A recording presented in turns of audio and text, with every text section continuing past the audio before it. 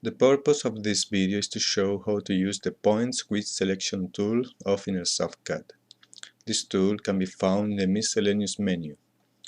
The purpose of the tool is to make selections of points that satisfy various geometric conditions on its coordinates.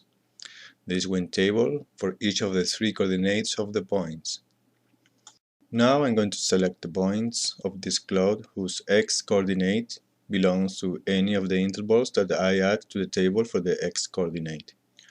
When you add an interval, if one of the boxes is empty, the application will use the negative infinity or positive infinity value, depending if the box is the one on the left or the one on the right. Now I'm going to bring into play the y-coordinate, adding some ranges to its table. The application will select all those points whose x-coordinate belongs to any of the intervals in the x-coordinate table, and the y-coordinate belongs to any of the intervals in the y-coordinate table.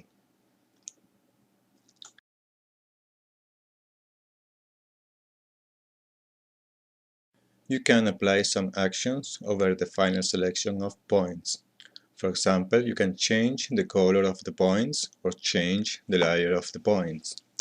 Just check the action and select the color or select the layer from the drop-down list. You can also export the coordinates of the points to a Microsoft Excel sheet.